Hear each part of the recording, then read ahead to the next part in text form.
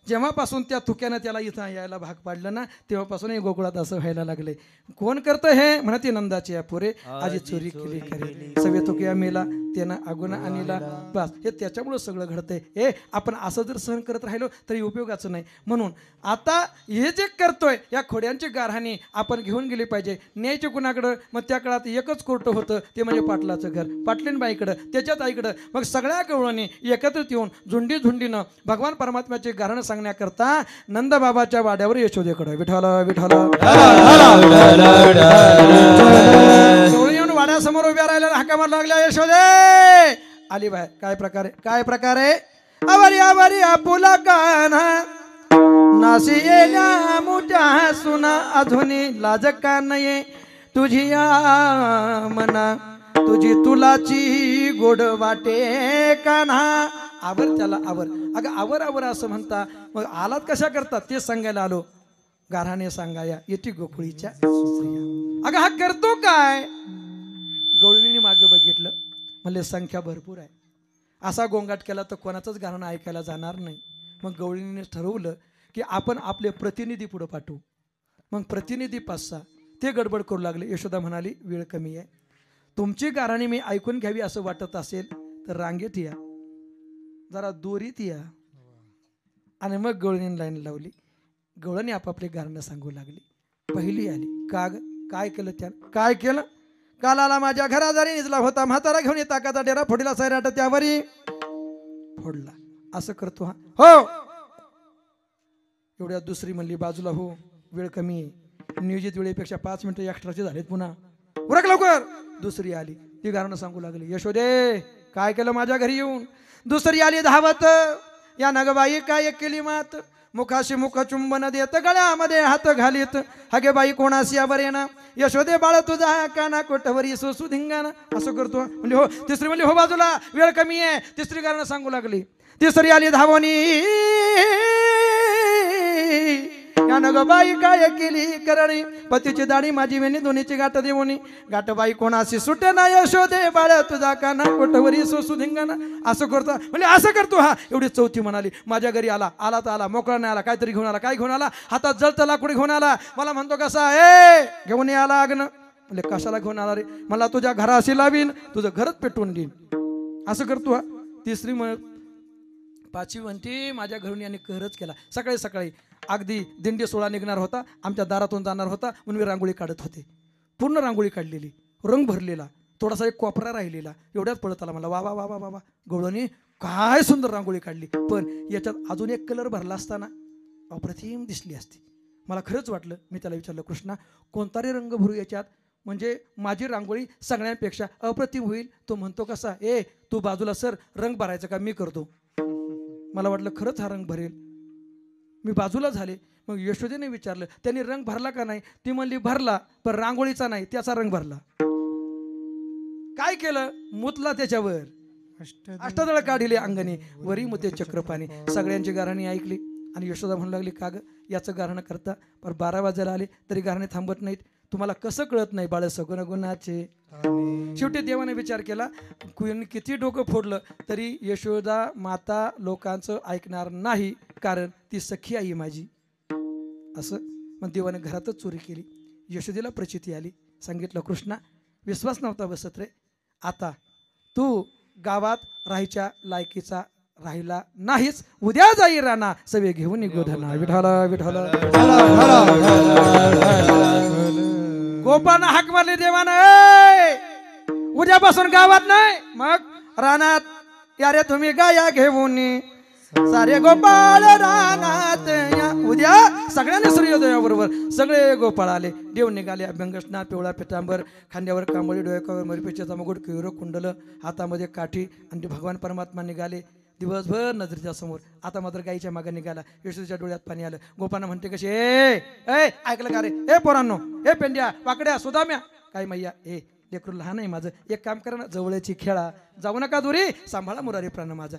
गोपाळ म्हणले मैया आम्ही त्याला सांभाळायची काय गरज आहे. आता इथून पुढे तोच आम्हाला सांभाळणार आहे. निघाले आले. जुना काळ भरपूर पाऊस अगदी जो मे महिन्यात निम्म्यात सुरू झाला तो अजून पाऊसच पाऊस. एवढा पाऊस, भरपूर चारा, भरपूर पाऊस, गाई चारला सोडून दिल्या. बराच वेळ देव म्हणले वळती करायची गरज नाही, मधला बराच वेळ आपल्याकडे आहे, आपण खेळ खेळू. मग अनेक खेळ खेळले गोपाळ गोकुळामध्ये.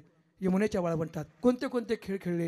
हमामा पोरा हमामा हमामा पोरा हमामा हमामा पोरा हमामा हमामा पोरा हमामा हे डुरी वाजे दमामा घुमरी वाजे दमामा घुमरी वाजे दमामा घुमरी वाजे दमामा हमामा पोरा हमामा हमामा पोरा हमामा हमामा पोरा हमामा हे अपका तुपका तिपका पोरा त्रिगुण खेळा हरि बोल अपका तुपका तिपका पोरा त्रिगुण खेळा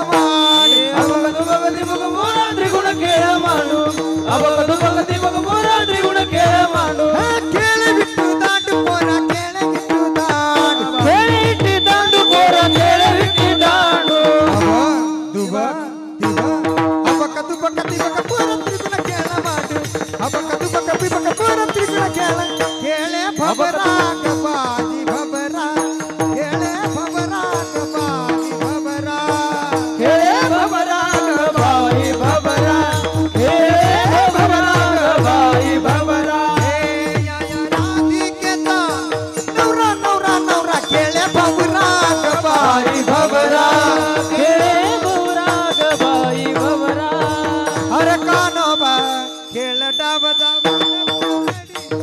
कानोबा खेळ डाव जाऊन करडी कानोबा खेळ डाव जाऊन कोरडी कानोबा खेळ डाव जाऊन कोरडी हे किती करशील रे घोडी किती करशील रे घोडी कानोबा खेळ डाव जाऊन कोरडी कानोबा खेळ डाव जाऊन कोरडी काल्याचं कीर्तनच असं आहे, मोहच आवरणार नाही अगदी. मग ते मारुतीच्या शेपटीसारखे लांबत लांबत जाते. अनेक खेळ खेळू लागले. शेवटी खेळता खेळता खेळता माझ्यासारख्या एका मूर्ख गोपाळाचं लक्ष घड्याळाकडे गेलं आणि त्यानं देवाला तिथून घड्याळ दाखवलं.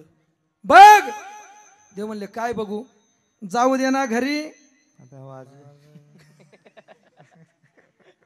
म्हणजे काय, म्हणजे खांदी भार पोटी भूक, काय खेळायची सुख, काय सुख, आता भूक लागली. बरं असं चला वळू गाई, बैसोशी गाई वळवून नेल्या, सावलीमध्ये बसवल्या. देवानं सगळ्यांच्या शिदोऱ्या एकत्रित केल्या. गोपाळ आले, पण ज्यांच्यावर जीवापाड प्रेम भगवान परमात्मा ज्यांनी केलं त्या गोपिका राहिल्या होत्या.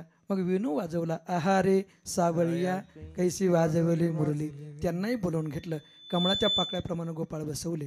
हातामध्ये दहीभाताचा काला घेतला, बोटावर चटण्या कोशिंबिऱ्या ठेवल्या. हास्य विनोद करत करत भगवान परमात्मा तो काला गोपाळाच्या मुखात भरवतात. त्याचं वर्णन शुकाचार्याने केलं.